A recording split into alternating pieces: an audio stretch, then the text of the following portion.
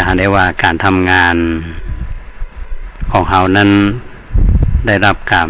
ความร่วมมือจากหลายฝ่ายซึ่งแต่ละท่านก็มีความเชี่ยวชาญด้านต่างๆแล้วก็ช่วยกันเพื่อจะนำเสียงเนี้ยมาให้ท่านทั้งหลายได้ฟังก็คงจะเป็นประโยชน์นะอันนี้ก็เป็นเรื่องที่เกริ่นนำแก่ท่านผู้ฟังในเดือนพฤษภาคม2565นี้มีวันสำคัญทางพระพุทธศาสนาแล้วก็เป็นวันที่เราท่านทั้งหลายได้ถือปฏิบัติกันมาเพราะว่าเป็นวันสำคัญโดยเฉพาะอย่างยิ่งชาวพุทธเราจำเป็นที่จะต้องเรียนรู้ถึงประวัติความเป็นมาและความสำคัญและก็ตลอดถึงหัวข้อธรรมะที่เราจะนำมาใช้หรือว่าที่เรานำปฏิบัติกันมาอย่างต่อเนื่องแล้วนั่นก็คือวันวิสาขบูชาวันวิสาขบูชานั้นเป็นวันสำคัญทางพระพุทธศาสนาซึ่งมีประวัติและความเป็นมาอาตมาภาพวันนี้ก็คงจะนำเรื่องนี้มาเล่าสู่ท่านทั้งหลายได้ฟังกันอาจจะบรรจบในรายละเอียดเท่าใดก็อาจจะต่อในวันพรุ่งนี้เพราะวันนี้มีเรื่องที่จะต้องนำมาพูดจากับท่านผู้ฟังแหมเรื่องหนึ่งอันนี้ก็เป็นเรื่องที่คาดหวังว่าจะเป็นประโยชน์แก่ท่านผู้ฟังที่ติดตามรับฟังทางคลื่น 92.25 เมกะเฮิรตซ์และก็หลายท่านที่ติดตามทางออนไลน์ทางเฟซบุ๊กของอาตมาทั้งที่เป็นเพื่อนกันก็มีหลายท่านที่ติดตามรับฟังรับชมมาตลอดและท่านที่อยู่ต่างประเทศอยู่ญี่ปุ่นก็ยังติดตามรายการนี้หรือหลายท่านที่อยู่กรุงเทพก็ติดตามรายการนี้เหมือนกันอันนี้ก็ต้องขออนุโมทนาบุญกับท่านทั้งหลายที่ติดตามรายการนี้ด้วยดีเสมอมาตอนนี้เรามาอู้ถึงวันวิสาขบูชาท่านผู้ฟังว่าเป็นวันสำคัญสากลทางพระพุทธศาสนาที่สำหรับชาวพุทธทุกนิกายทั่วโลกเป็นวันหยุดราชการในหลายๆประเทศแล้วก็ยังมีเป็นวันสำคัญในระดับของนานาชาติตามมติของสมัชชาใหญ่แห่งสหประชาชาติหนึ่งจากเป็นวันคล้ายที่เกิดเหตุการณ์สำคัญที่สุดในทางพระพุทธศาสนา3เหตุการณ์ก็ได้แก่การประสูติตรัสรู้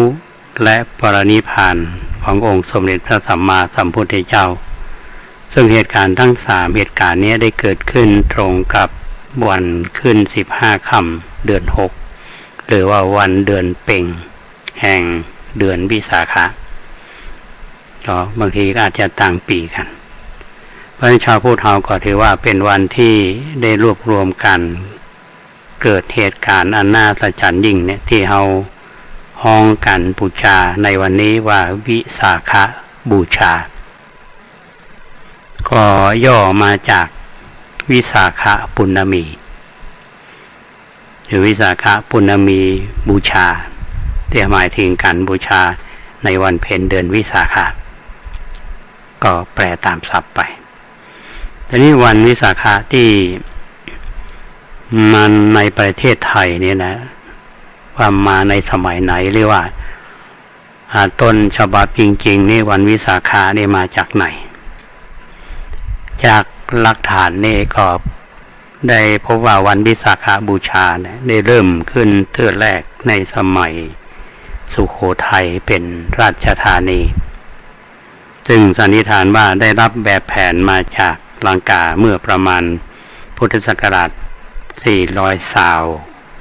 โดยพระเจ้าพาติกุราช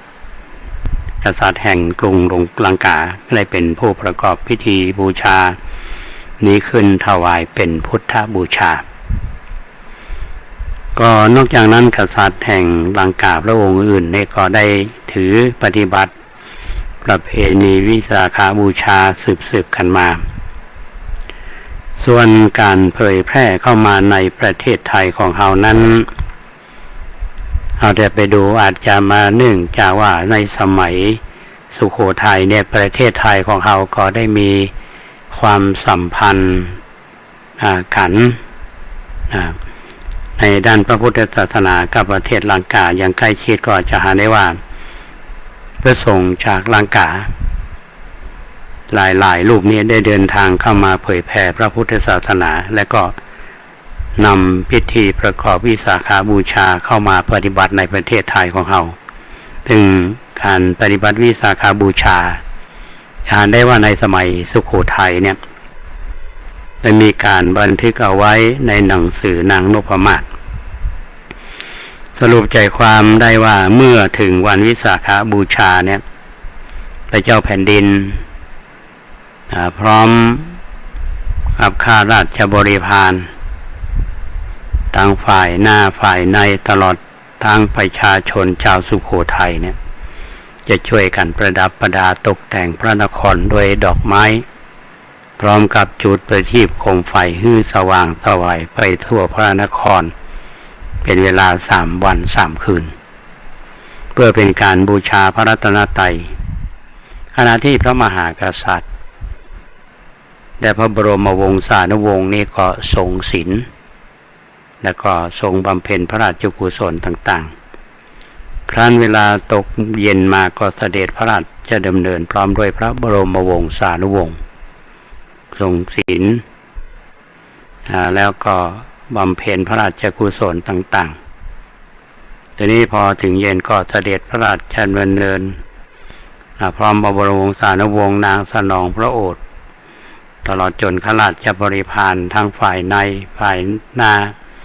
ไปยังพระอารามแล้วก็ทรงเวียนเทียนรอบพระประธานส่วนเจ้าสุโขทัยจะรักษาศีลฟังธรรมถวายสลากภัตสังฆทานอาหารบิณฑบาตแก่พระภิกษุสามเณรบริจาคทานแก่คนยากจนทำบุญทายสัตว์อันนั้นที่ปรากฏอยู่ในหนังสือนางนพมาศในส่วนหนึ่งท่านผู้ฟัง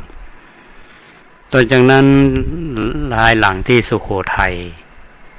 ประเทศไทยนี่เขาก็ได้รับอิทธิพลออกมาจากศาสนาพราหมณ์เพิ่มหนักขึ้นก็ส่งผลให้ในช่วงของกรุงศรีอยุธยาหรือธนบุรีหรือว่าในสมัยรัตนโกสินทร์ตอนต้นนี่บ่มีปรากฏหลักฐานประกอบพิธีวิสาขบูชาจนกระทั่งมาถึงในรัชสมัยของพระบาทสมเด็จพระพุทธเลิศล้านภาลัยรัชกาลที่2 พ.ศ. 2360เนี่ยพระองค์ก็ได้มีพระราชดำริที่จะฟื้นฟูวิสาขบูชาขึ้นมาใหม่โดยสมเด็จพระสังฆราชมีสำนักวัดราชบูรณะถวายพระพรคือทรงทำขึ้นเป็นเทื่อแรกในวันขึ้น14 ค่ำ15 ค่ำและแหม1 ค่ำเดือน 6 พ.ศ. 2360ก็ได้จัดทำตามแบบประเพณีเดิมทุกประการเพื่อที่ให้ประชาชนเนี่ยได้ทำบุญทำกุศลทั่วหน้า ทั้งรื้อฟื้นวิสาขบูชาเนี่ยขึ้นมาในคราวนี้ก็ถือว่าเป็นแบบอย่างและก็เป็นแนวปฏิบัติในวิสาขบูชาต่อเนื่องมาจนถึงทุกวันนี้อันนี้เป็นประวัติความเป็นมาวันวิสาขบูชาเราได้รับอิทธิพลด้านศาสนาเนี่ยจากลังกาเพราะว่าสัมพันธภาพระหว่างไทยกับลังกาเราก็ได้มี พระลังกาได้มาเผยแผ่พระพุทธศาสนาและเฮาท่านทั้งหลายได้ศึกษามันก็รวมมาถึงบ้านเฮาตัวนะอันนี้เป็นความเป็นมาทีนี้ถามว่าวันวิสาขาบูชาเนี่ยมีความสำคัญจะใดอันนี้เป็นเรื่องที่เราจะต้องตอบโจทย์อันนี้ก็ได้ว่ามันสำคัญจะใดวันวิสาขบูชาเนี่ยเป็นวันที่ระลึกถึงองค์สมเด็จพระสัมมาสัมพุทธเจ้าพระองค์ทรงประสูติตรัสรู้และปรินิพพานซึ่งตรงกับวันเพ็ญห้องว่าวันวิสาขมาสก็คือเดือน6เนี่ยบรรจบกันทั้ง3คราวก็ได้แก่วันที่เจ้าชายสิทธัตถะเนี่ยทรงประสูติที่พระราชอุทยานลุมพินีซึ่งตั้งอยู่ในระหว่างกรุงกบิลพัสกับกรุงเทวทหะเพิ่นบอกว่าตรงกับเจ้าวันศุกร์ขึ้น15ค่ำเดือน6ปีจอก่อนพุทธศักราช80ปีอันนี้ก็คือว่าตรงกับวันประสูติทีนี้เจ้ามืดวันพุธที่15เนี่ยขึ้น15ค่ำเดือน6ปีละกาก่อนพุทธศักราช45ปีเจ้าชายสิทธัตถะทรงตรัสรู้เป็นพระสัมมาสัมพุทธเจ้าเมื่อมีพระชนมายุได้35พรรษาใต้ร่มไมสรีมหาโพธิ์หิมฝั่งแม่น้ำเนรัญชราตำบลนุรุเวราเสนานิคมภายหลังจากที่ออกผนวดได้6ปีปัจจุบันนี้สถานที่แห่งนี้เอาห้องว่าพุทธคยาแขกมันจะออกว่าบุตรคยาเป็นตำบลหนึ่งอยู่เมืองขยาแห่งรัฐพิหารประเทศอินเดียเตียวห้องว่ารัฐยูพีนี่อยู่ประเทศอินเดียทีนี้หลังจากที่การตรัสรู้ขององค์สมเด็จพระสัมมาสัมพุทธเจ้าจึงออกประกาศพระธรรมวินัยโปรดเวนยสัตว์ได้45ปีมีพระชนมายุ80ปีพระองค์ก็เสด็จดับขันธปรินิพพานเมื่อวันอังคารขึ้น15ค่ำเดือน6ปีมะเสงณสาระวโนทยานของมลกษัตริย์เมืองกุสินาราแคว้นมันดาปัจจุบันนี้เมืองกุสินาคาระรัฐอุตรประเทศอินเดียอันนี้ที่ห้องรัฐยูพีอุตรประเทศนะเนื่องจากว่าเหตุการณ์ทั้ง3เหตุการณ์เนี่ยมันตรงกันในวันเพ็ญ6เดือน6เนี่ยเจ้าพุทธเฮาก็เรียกการบูชาเนี่ยว่าวันวิสาขบูชาก็หมายถึงการบูชาในวันเพ็ญเดือน6ก็บางแห่งอาจจะห้องกับว่าวันที่วันพระพุทธเจ้าหรือพุทธชยันตีคำว่าพุทธชยันตีเนี่ยเมื่อก่อนเพิ่นใช้กันท่านผู้ฟังเอายุคเฮานี่เฮาเข้าใจวันวิสาขบูชาแต่นี่ถามว่ากิจกรรมกิจกรรมในวันวิสาขบูชาเนี่ยชาวพุทธเฮาทำมาอย่างพ่องชาวพุทธเฮาทั่วโลกเนี่ยก็จะรวมตัวกันทำบุญใหญ่จัดกิจกรรมเพื่อเป็นการบำเพ็ญกุศลระลึกถึงพระพุทธเจ้าในฐานะที่วันวิสาขบูชาเนี่ยได้รับการยกย่องว่าเป็นวันสำคัญของโลกเมื่อวิสาขบูชามาถึงเนี่ยองค์การสหประชาชาติณมหานครนิวยอร์กประเทศสหรัฐอเมริกามีการอัญเชิญพระเจดีย์วิสาขบูชานุสรณ์สากลโลกประกาศบูชาวันวิสาขบูชาเนี่ยภายในประดิษฐานพระบรมสารีริกธาตุประดิษฐานณสำนักงานใหญ่องค์การสหประชาชาติเป็นถาวรและเปิดให้ประชาชนเดินทางเข้ามาสักการะก็หมายความว่าที่องค์การสหประชาชาติเนี่ยมีพระบรมสารีริกธาตุประดิษฐานอยู่สำหรับผู้ชาวพุทธทั่วโลกถ้าไปที่ตรงนั้นเนี่ยก็มีโอกาสได้สักการะบูชาส่วนในประเทศไทยของเราเนี่ยท่านผู้ฟัง ประชาชนหรือพุทธศาสนิกชนของเราเนี่ยก็ทำบุญเนาะบำเพ็ญกุศลถือศีลฟังธรรมอย่างนิยมปล่อยนกปล่อยปลาเวียนเทียนพระอุโบสถในช่วงค่ำเมื่อถวายเป็นพุทธบูชาวันวิสาขบูชาเนี่ยมาถึงพุทธศาสนิกชนชาวไทยเขาก็เด่นๆก็คือเราทำบุญตักบาตรในตอนเช้าตะวันก็อาจจะมีการทำกิจกรรมตั้งใจรักษาศีล 5 ศีล 8งดเว้นจากการทำบาปทั้งปวงทำบุญถวายสังฆทานก็คืออิสระในการปล่อยนกปล่อยปลาแล้วก็เวียนเทียนเนาะซึ่งกิจกรรมเนี้ยทั้งในประเทศไทยและก็ทั่วโลกเนาะ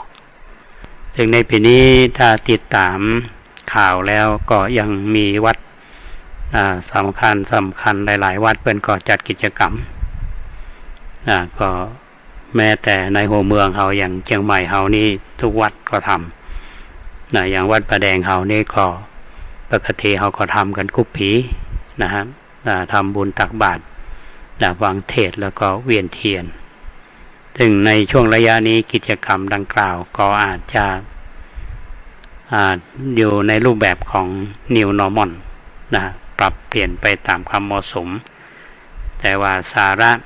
ที่ยังมีอยู่ซึ่งกิจกรรมหลักๆเนี่ยเราจะหันได้ว่าที่ขาดบ่ได้ก็คือการสวดมนต์แล้วก็เวียนเทียนอันนี้เป็นสิ่งที่ได้ทำกันทุกปีสำหรับการเวียนเทียนการสวดมนต์เนี่ยท่านทั้งหลายก็คงจะได้เคยไปร่วมในกิจกรรมของวัดใหญ่ๆอย่าง วัดสวนดอกอย่างกุปีเนี่ยเพิ่งก่อจัดวัดใหญ่ๆวัดพุทธสิงห์วัดเจดีย์หลวงนะครับแต่ก็มีกิจกรรมทำอยู่ทีนี้ในส่วนของสาระที่เราได้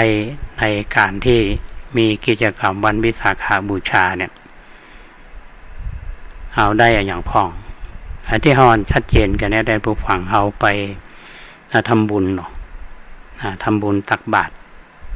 แต่บางท่านก็อาจจะได้ถวายสังฆทานเนาะอันนี้เป็นสิ่งที่เรานึกถึงว่าวันสำคัญเนี่ยมีอันหนึ่งที่เราแสดงออกกันก็คือเรื่องของความกตัญญูถามว่ากตัญญูต่อใครแน่นอนเราก็แสดงความกตัญญูต่อองค์สมเด็จพระสัมมาสัมพุทธเจ้ารำลึกนึกถึงพระองค์ท่าน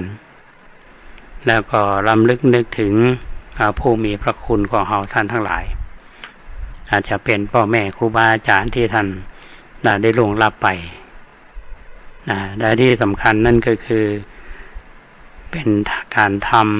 ำเป็นตัวอย่างคือกับลูกหลานที่เขาได้เจริญ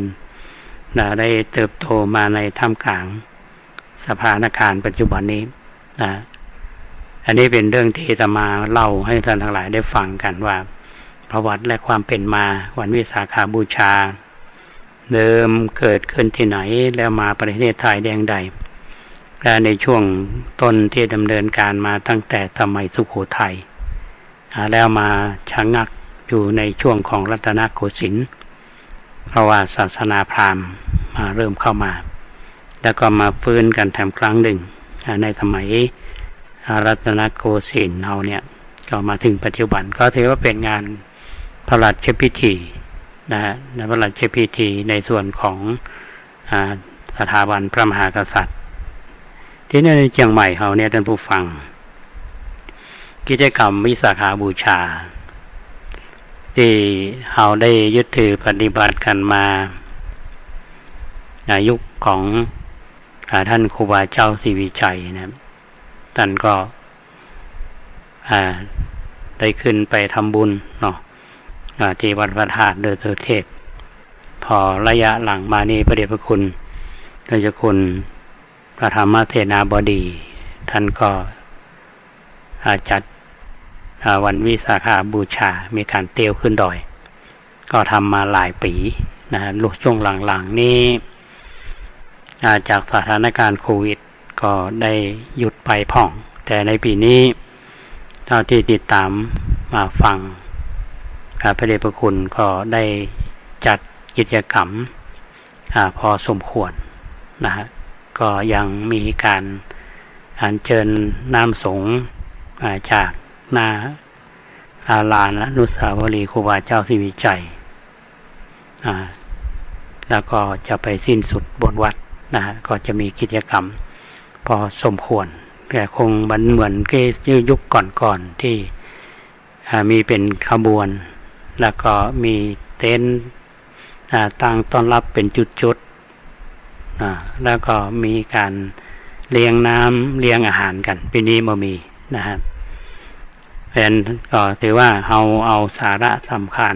ที่ทำกันนะในส่วนอื่น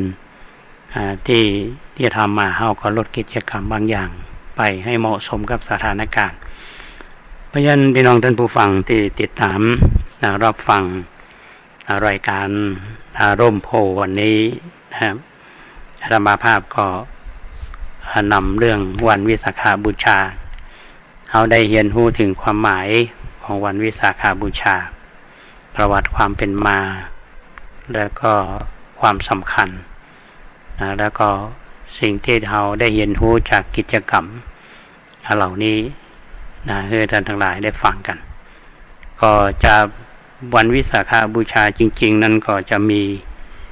ในวันที่15พฤษภาคมช่วงแต่ละวัดเนี่ยก็จะมีกิจกรรมอย่างที่ละปูนวัดพระธาตุทลีบุญชัยมันก็จัดกิจกรรมเหมือนกันนะครับอาจจะจัดหลายวันตามความเหมาะสมอันนี้เป็นเรื่องที่นำมาอู้สู่ท่านทั้งหลายได้ฟังกันท่านผู้ฟังที่ติดตามรับฟังรายการของเรามาถึงเกือบครึ่งของรายการวันนี้นะครับก็ท่านติดตามรับฟังอยู่ส่วนไหนเนาะท่านก็สามารถที่จะแจ้งผลการรับฟังมายังสถานีได้นะฮะที่อาตมาภาพพระครูโคสิทธิ์ปริยัตยาภรณ์วัดประแดงมหาวิหารหมายเลข0818815690ซึ่งท่านที่ติดตามรับฟังในคลื่น FM 92.25 หรือทางคลื่นเข้า 104.50 เมกะเฮิรตซ์ก็แจ้งผลการรับฟังมาก็ได้หรือว่าบางท่านที่อาจจะติดตามรับฟังในส่วนที่อยู่ในส่วนกลางที่ติดตามทางออนไลน์แล้วก็อยู่ต่างประเทศต้องขอบคุณที่ติดตามรับฟังรายการมาเรื่องที่อาตมาภาพได้ เกินไปเมื่อต้นรายการวันนี้ก็คงมามีการเบรกก็ถ้าซุ่มเสียงเป็นยังไงต้องขออภัยท่านผู้ฟังนะว่าอาจจะมีเสียงแบบให้สดใสเท่าใดวันนี้มีกิจกรรมมาหนึ่งท่านผู้ฟังที่อาตมาอยากนำมาเล่าก็คือท่านทางหลายได้ฟังว่ากิจกรรมนี้เกิดขึ้นมาในสถานการณ์ช่วงนี้ก็เรียกว่าในช่วงของสถานการณ์โควิดเนี่ยมีกิจกรรมมาหนึ่งที่เกิดขึ้นแล้วก็มีการขับเคลื่อนไปแล้วเป็นที่น่าพอใจอย่างยิ่งในการแสดงออกของหมู่เฮาที่เป็นชาวพุทธนะครับอาตมาได้ติดตามข่าวเรื่องนี้คือจากการที่ทางคณะสงฆ์อำเภอลีจังหวัดลำพูนซึ่งมีพระเดชพระคุณหลวงพ่อพระครูอินทราวุฒิคุณเจ้าคณะอำเภอลีพร้อมเจ้าคณะตำบลทุกตำบลทุกวัดร่วมกับฝ่ายบ้านเมืองซึ่งมีนายอำเภอลีแล้วก็ท่านนายกเทศมนตรีเทศบาลบางดิน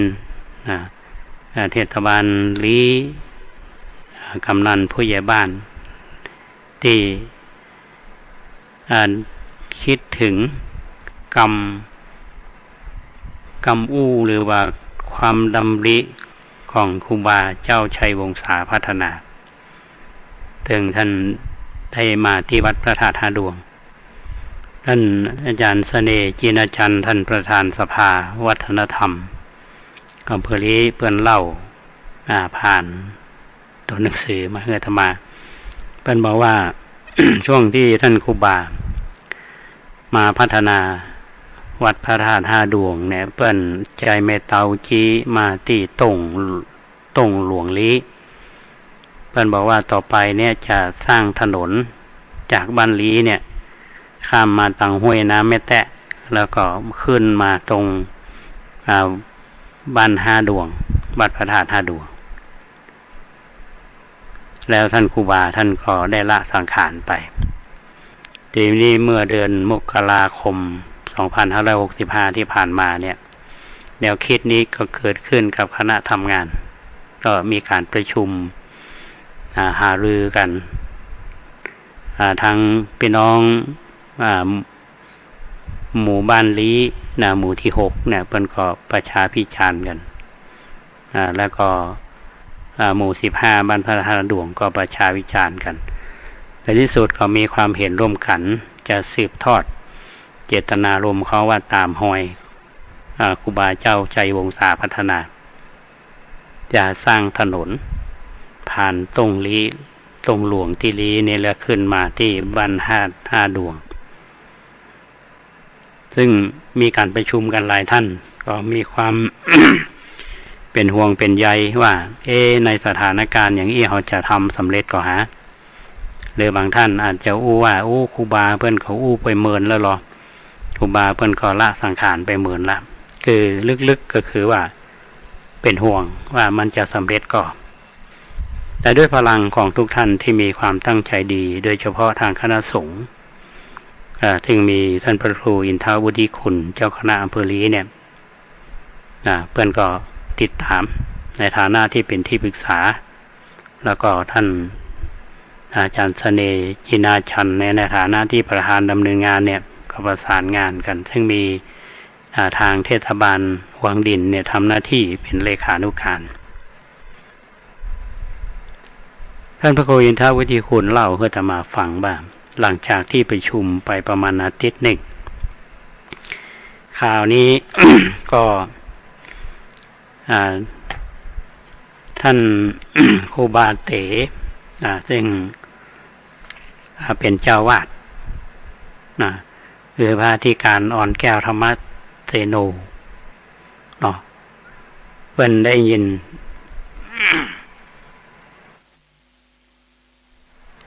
ขออภัยเพิ่นก็มีคำคิดนะฮะว่าจะต้องสนองงานของครูบาเพิ่นก็บอกกล่าวไปถึงศิษยานุศิษย์ทั้งที่อยู่กรุงเทพทั้งที่อยู่ในลำพูนเชียงใหม่เฮาเนี่ยปรากฏว่าเพิ่นได้รวบรวมเงินได้ประมาณล้านกว่าบาทเพื่อที่จะซื้อที่นาประมาณล้านเกือบจะล้าน4ก็ในที่สุดนี่ก็ได้เงินมาซื้อที่นาซึ่งจากถนนบ้านลีเฮาไปถึงริมห้วยแม่แตะเนี่ยประมาณ700เมตรท่านผู้ฟังก็ตกลงก็ได้ซื้อที่นาสำเร็จแล้วก็มีการลงจอบแรกเมื่อวันที่7มีนา2565ที่ผ่านมาเนี่ยจะมีท่านผู้ว่าราชการจังหวัดลำพูนเป็นประธานแล้วก็บรรดาพี่น้องทั้งหลายของอำเภอลีเฮานี้ก็ร่วมกิจกรรมกันโดยในที่สุดก็ระดมทุนกันถึงทางกองช่างของเทศบาลเนี่ยเพิ่นบอกว่าจะต้องใช้ดินลูกหลังเนี่ยประมาณ 3,000 ลำก็เลยบอกว่าถ้าไปจะเป็นเจ้าภาพเนี่ยก็ลำละ4,400 บาทอะไรประมาณนั้นนะ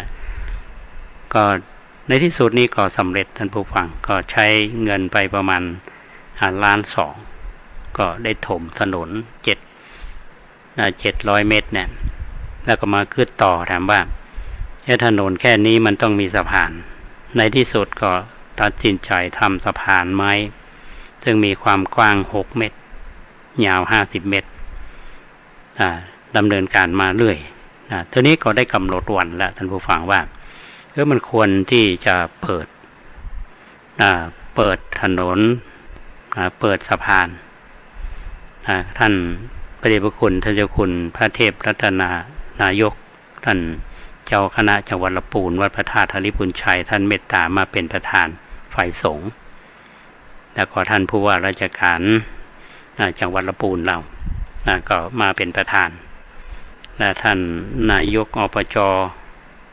ซึ่งก็จะมาร่วมในพิธีเปิด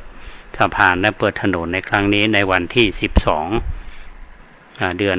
พฤษภาคมที่จะถึงเนี้ยนะฮะก็เป็นเรื่องที่น่ายินดีแล้วก็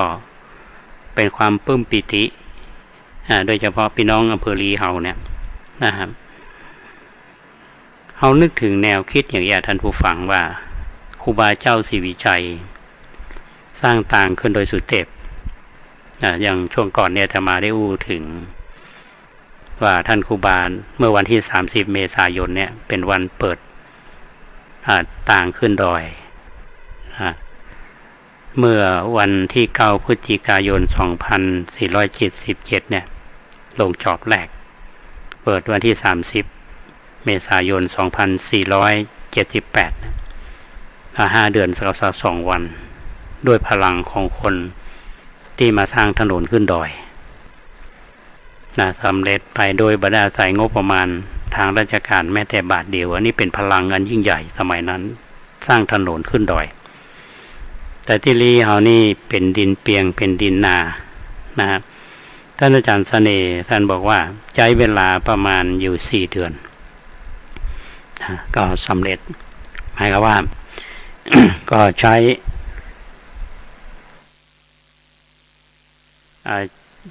้เป็นที่สัญจรได้เนาะเพราะฉะนั้นในวันที่12เดือนพฤษภาคมเนี่ยจะถึงเนี่ยนั่นอาตมาภาพก็หันว่างานนี้เป็นงานที่วัดความฮักความสามัคคีนะของคนเมืองลีเฮานะซึ่งทางท่านพระครูอินทวุฒิคุณท่านก็ได้ส่งข้อความกำหนดการมาในไลน์เฮือธรรมาภาพมันบอกว่ามีพิธีเปิดถนนและสะพานบุญครูบาเจ้าชัยวงศาพัฒนาบ้านลี้บ้านพระธาตุ5 ดวง12 พฤษภาคม 2565ตังบนนี้จะมีรูปท่านครูบาเจ้าศรีวิชัยมีรูปครูบาเจ้าชัยวงศาพัฒนาทางขวาทางซ้ายก็จะมีรูปของครูบาอภิชัยขาวปีก็หานว่าถ้าว่าตามหอยนักบุญเนี่ยเนาะในอำเภอลีเฮาเนี่ยถ้าท่านที่มาอำเภอลีนี่จะหันอนุสาวรีย์ครูบานะฮะอันนี้เป็นเครื่องเตือนใจว่าเมืองลีนี่เป็นเมืองบุญเนาะอาตมาได้เรียนถามท่านพระครูอินทวุฒิคุณวันก่อนว่างบประมาณที่เขาจัดซื้อที่ดินก็ดีซื้อดินลูกรังก็ดีสร้างถนนก็ดีเนี่ยประมาณเท่าใดท่านบอกว่าประมาณ5 ล้านบาทประมาณ5 ล้านบาทในสถานการณ์เช่นนี้นะสามารถที่จะระดมทุนเงินบริจาคจากศรัทธาประชาชนทั้งที่เป็นศิษย์ของท่านครูบาวงศ์และก็หน่วยราชการที่เอาใจใส่โดยเฉพาะทางเทศบาลวังดินท่านนายกท่านในฐานะที่ท่านอยู่ในพื้นที่รับผิดชอบก็รับเป็นเลขานุการของคณะทำงานอันนี้เป็นงานชิ้นสำคัญอย่างยิ่งและทางผู้ว่าราชการจังหวัดลำพูนเฮาเนี่ยก็ให้ความสำคัญท่านก็มาทั้งวันจอบแรกเนาะแล้วก็วันเปิดและท่านนายกอบจท่านก็จะมาร่วมงานที่สำคัญที่สุดนั่นคือพี่น้องชาวอำเภอลีเฮาแต่จะมาชื่นใจก็คือว่างานนี้เป็นการทำงานร่วมกันระหว่างคณะสงฆ์และฝ่ายบ้านเมือง ซึ่งที่ทำให้เกิดแรงบันดาลใจจากทุกคนที่มีความเสียสละทรัพย์ภายนอกเนี่ย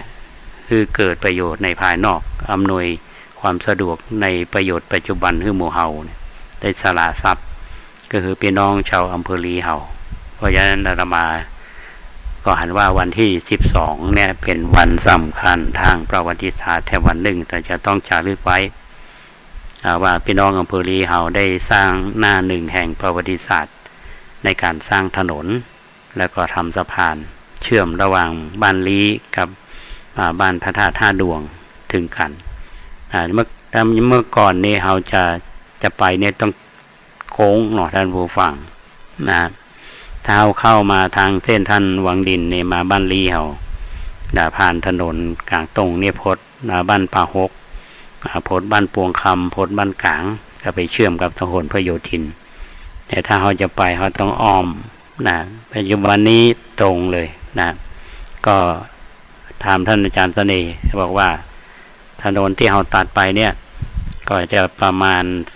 1 กิโลกับ200 เมตรท่านไปอย่างนั้นมา 1.2 กิโลเมตรนะครับก็ย่นระยะทางไปเยอะเหมือนกันเพราะฉะนั้นตรงนี้นี่มันจะทำเกิดอย่างขึ้นมานอกจากจะเป็นการสัญจรของพี่น้องเราแล้วเนี่ยพื้นที่ตรงวัดพระธาตุท่าหลวงเนี่ยท่านผู้ฟังพระธาตุท่าดวงพระธาตุดวงเดียวแล้วตรงกาดได้มีหลักฐานที่ปรากฏอยู่มันมีถ้วยชามสมัยเดิมๆเนี่ยในสมัยที่เป็นเมืองลี้อยู่เนี่ยแต่ทางสภาวัฒนธรรมอำเภอลี้ก็คิดว่าบริเวณเนี้ยมันจะเป็นแหล่งที่เราจะต้องมาศึกษาและเรียนรู้เป็นการต่อไปอาจจะมีกิจกรรมทำเรียนรู้ทางประวัติศาสตร์อันนี้เป็นเรื่องที่ทางสภาวัฒนธรรมและพี่น้องเพื่อนก็จะต้องคิดในต่อไปอาตมาเชื่อว่าสิ่งเหล่านี้ก็จะต้องเกิดขึ้นอันนี้ก็นำมาเล่าสู่ท่านทั้งหลายได้ฟังกันว่าวันที่12 เดือนพฤษภาคม 2565เนี่ยก็จะมีพิธีเปิดเขาเรียกว่าพิธีทำบุญเปิดถนนสะพานบุญตามห้วยครูบาชัยวงศาพัฒนาซึ่งสถานที่ประกอบพิธีเนี่ยอยู่บริเวณสะพานข้ามลำห้วยแม่แตะวัดพระธาตุท่าดวงตำบลลีอำเภอลีจังหวัดลำพูนก็งานวันที่11-12 พฤษภาคม11เนี่ยเพิ่นคงเตรียมงานกันเนาะแล้วคนเตรียมงานกันละวันที่11เนี่ยเพิ่นก็จะมีพิธีช่วงการเตรียมงานบริเวณเนี่ยนะประกอบพิธีกิจกรรมคณะสงฆ์มีไหว้พระหับศีลฟังพระธรรมเทศนาในวันที่11มีกิจกรรมนะส่วนวันที่12เนี่ยตอน6 โมงก็จะประกอบพิธีไหว้พระสมาทานศีลตักบาตรบรรดาพระภิกษุสามเณรเมื่อเวลา8 โมงศรัทธาสาธุชนก็พร้อมกันในสถานที่ประกอบพิธีนิมนต์พระสังฆาธิการทุกวัดในอำเภอลีเนี่ยมาร่วมบุญศรัทธาจากหมู่บ้านเวลา9 โมง 9 นาทีก็เริ่มพิธีทางศาสนามคทายกก่อนนำไหว้พระสมทานเบญจศีลพระเทพรัตนนายกแก่เจ้าคณะจังหวัดลำพูนประธานสงฆ์ได้เจริญพุทธมนต์ในอำเภอลีกล่าวรายงานต่อประธานในพิธีก็คือท่านวรยุทธนวรัตน์ท่านผู้รายการจังหวัดลำพูนข่าวเปิดตัดริบบิ้นเปิดสะพานจากนั้นมคทายกก็กล่าวคำถวายทานถนนและสะพานถวายจตุปัจจัยถวายขันเข้าถวายเพลแด่พระสงฆ์เพิ่นบอกว่าถวายเป็นข้าวกล่องและผู้ที่มาร่วมงานพระสงฆ์อนุโมทนาเป็นสิทธิพิธีเปิดโรงทานสำหรับผู้ที่ไปร่วมงานอันนี้เป็นกำหนดการคร่าวๆและเพิ่นก็หมายเหตุมาท่านผู้ฟังก็คือผู้ร่วมงานทุกคนเนี่ยต้องสวมใส่หน้ากากอนามัยตลอดเวลารักษาระยะห่างในการปฏิบัติเงื่อนไขและควบคุม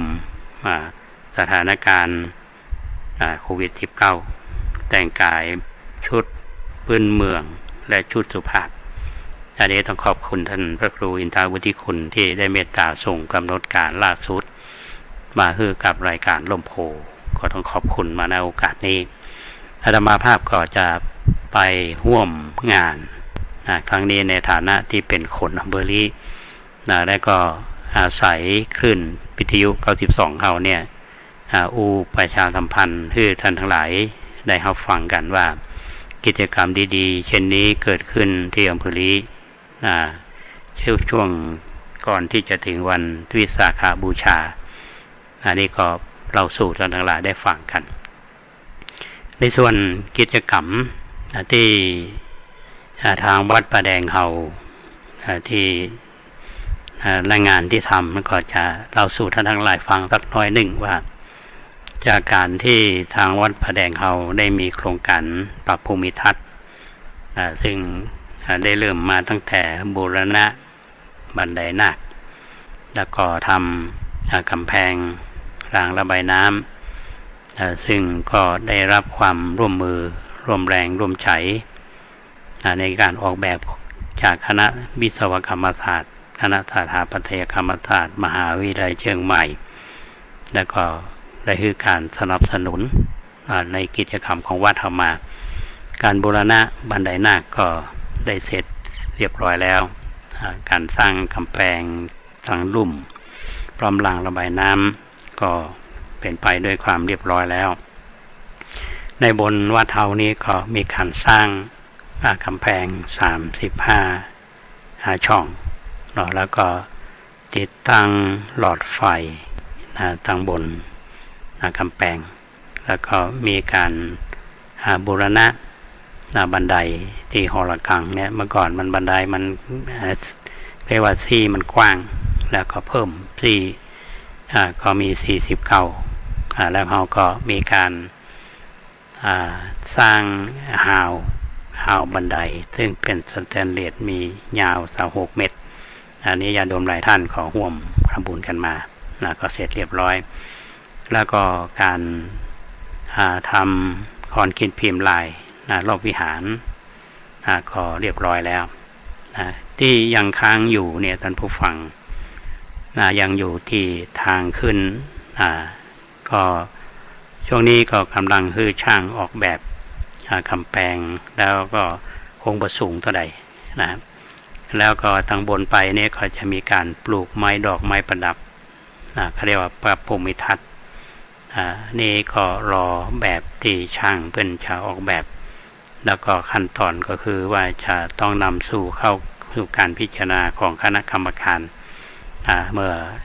พิจารณาหันชอบแล้วดำเนินการเขาก็จะได้มีคำสัญญาจ้างและดำเนินการต่อไปและในส่วนการปรับภูมิทัศน์ด้านอื่นที่อาตมาเคยท่านทั้งหลายได้ฟังกันว่าหลังระบายน้ำของเขาในกำแพงจันลุ่มเนี่ยได้ปลูกต้นดอกไม้ทองอุไรซึ่งได้ปลูกเมื่อวันก่อนวันมาฆบูชาชุดหนึ่งช่วงวันมาฆบูชาชุดหนึ่งตอนนี้ต้นดอกก็เจริญงอกงามดีนะก็ได้น้ำฝนก็หลายก็ชื่นอกชื่นใจก็คงบัดถ่ายนะฮะอันนี้ก็เป็นเรื่องที่ดำเนินการในส่วนที่บางชุดที่จะมีการปลูกไม้ดอกไม้ประดับ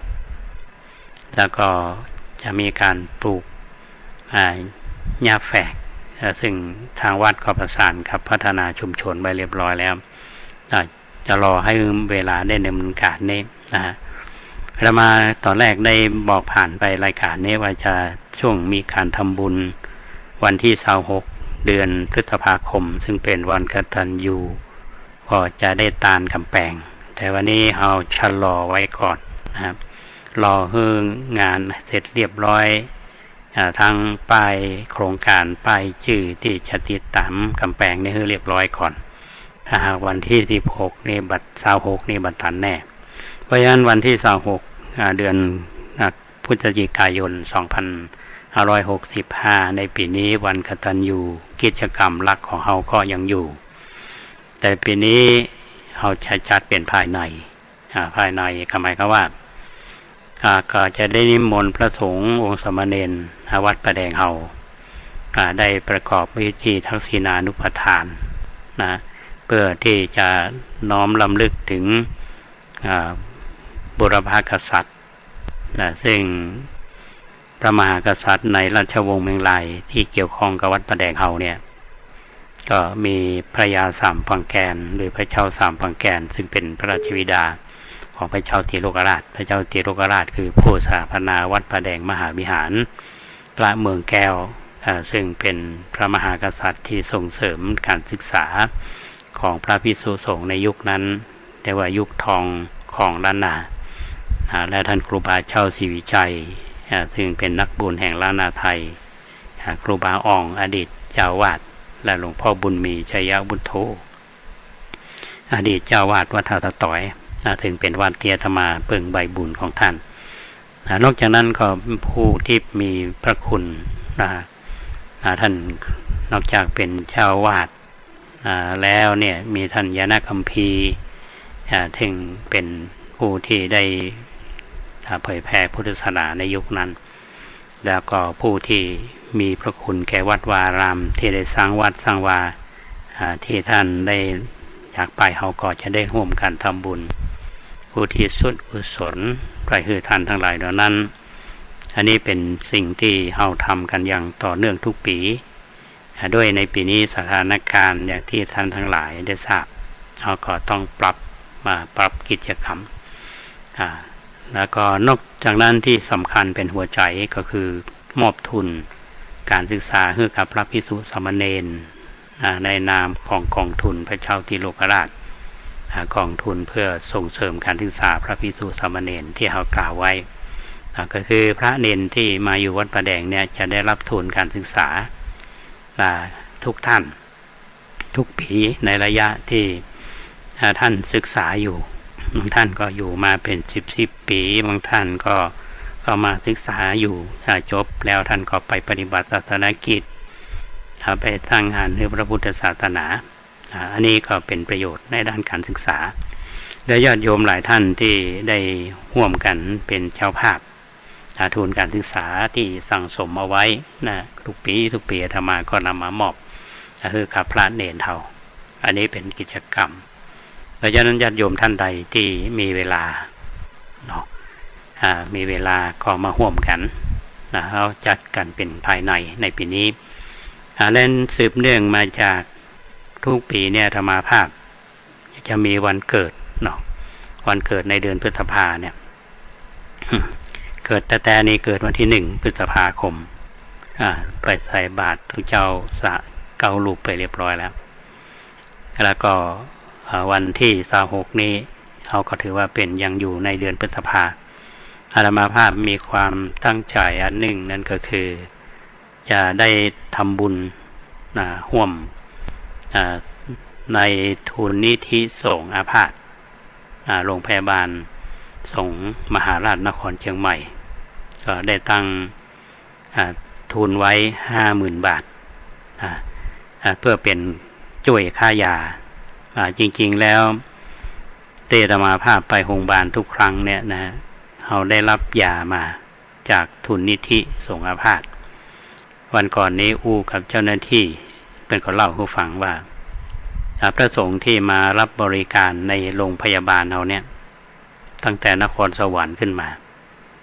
ไปยันปีหนึ่งนี่ที่ใช้งบประมาณเพื่อซื้อยาอย่างยาบางอย่างเป็นยานอกรายการเป็นยาเมืองถอกยากระแปงอยู่อย่างอาตมาภาพนี่หลอดหนึ่งเนี่ย 8,000 กว่าบาทเพราะฉะนั้นเขาก็มานึกว่าเขาก็ช่วยกำกันบรรดาญาติโยมท่านใดที่คิดว่าเขาจะมีส่วนร่วมในธรรมครั้งนี้ก็ต้องขออนุโมทนาและอย่างหนึ่งตั้งใจเอาไว้ถึงแม้ว่าปีนี้เหมือนกับปีแล้วเนี่ยเราได้มอบข้าวสารให้ท่านที่มาร่วมงานอาตมาก็ได้เตรียมข้าวสารเอาไว้100 ถุงมอบเพื่อกับท่านที่มาร่วมงานที่เหลือนี่ก็จะนำไปมอบเพื่อกับพี่น้องที่อยู่ต่างจังหวัดอาจจะไปมอบที่บ้านเกิด ในบุคคลที่ควรจะอนุเคราะห์สงเคราะห์เนื่องในวันเกิดของอาตมาภาพอันนี้เป็นกิจกรรมของวันที่26พฤษภาคมวันกตัญญูปีนี้มาได้พิมพ์หนังสือด้วยเหตุว่างานรวบรวมข้อมูลเรื่องงานบางอย่างที่เราทำอยู่นี่ยังบ่เสร็จสิ้นถ้าทำไปก็ข้อมูลพอสมบูรณ์ก็จะรวบรวมเอาไว้แล้วก็จะจัดพิมพ์หนังสือในโอกาสต่อไปแล้วก็เอาวันทำบุญวันใดอย่างใดเนี่ยอาตมาภาพจะมาแจ้งให้ท่านทั้งหลายได้รับทราบหลายคนก็มาเสนอคือปล่อยหลวง ถ้าปล่อยหลวงในสถานการณ์โควิดนี่ก็คงลำบากอยู่เนาะเพราะฉะนั้นวันนี้อาตมาภาพได้ นำรายการร่มโพเนี่ยมาเสนอแก่ท่านทั้งหลายท่านรับฟังแล้วมีความคิดเห็นประการใดมีข้อแนะนำอย่างใดเนี่ยมีข้อเสนอแนะหรือความคิดความเห็นอันเป็นประโยชน์ต่อการพัฒนาวัดก็ดีต่อการดำเนินรายการของเขาก็ดีนะตั้งแต่ทำงานมาเนี่ยท่านในฐานะที่เป็นผู้ฟังเนาะผู้ฟังหลายท่านที่ติดตามรับฟังรายการเนี่ยก็ติดตามรายการร่มโพของเรามาเนี่ยเมื่อหลายท่านแล้วก็มีโอกาสมาสร้างบุญสร้างกุศลกันก็หลายปีและท่านที่ได้สละทรัพย์ผ่านอาตมาก็ดำเนินการไปสร้างกำแพงสร้างหลายๆอย่างที่เกิดขึ้นในปัจจุบันเนี้ยนะครับเป็นไปตามกันเพราะฉะนั้นวัดป่าแดงเฮาที่ได้สร้างเสนาสนะทาวรวัตถุเนี่ยที่สำเร็จที่ได้ก้าวหน้าถึงวันนี้ไม่ใช่เพราะอาตมาองค์เดียวอยู่กับพี่น้องศรัทธาทุกท่านที่มีจิตใจอันประเสริฐจิตใจที่มองไปทางหน้าว่าเอาในฐานะที่เขาเกิดมาค้ำชูพระพุทธศาสนาสร้างเสนาสนะเอาไว้ในสืบพระศาสนาต่อไปนี่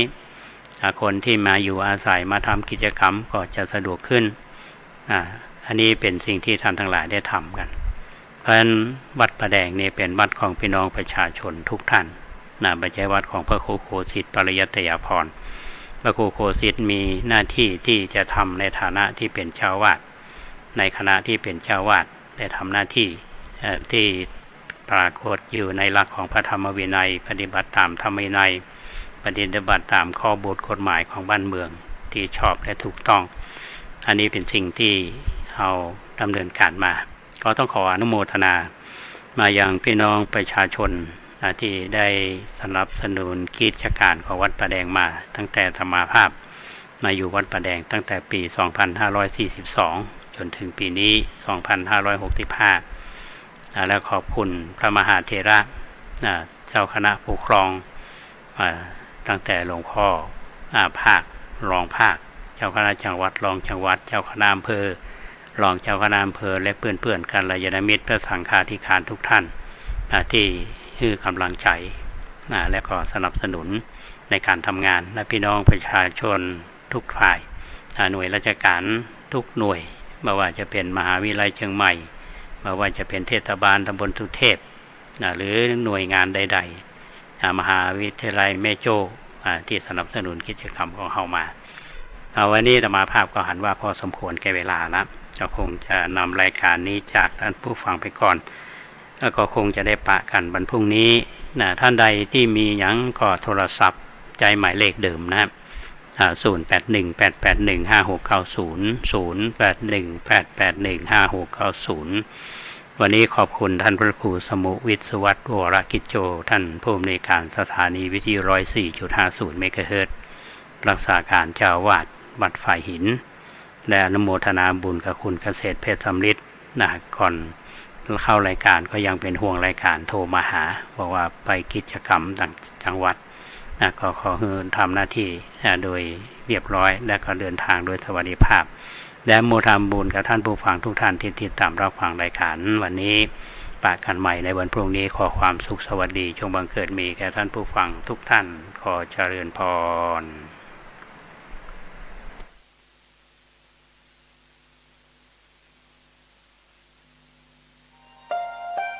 ท่านกำลังรับฟังสถานีวิทยุสาธารณะจังหวัดเชียงใหม่คลื่นพัฒนาคุณภาพชีวิต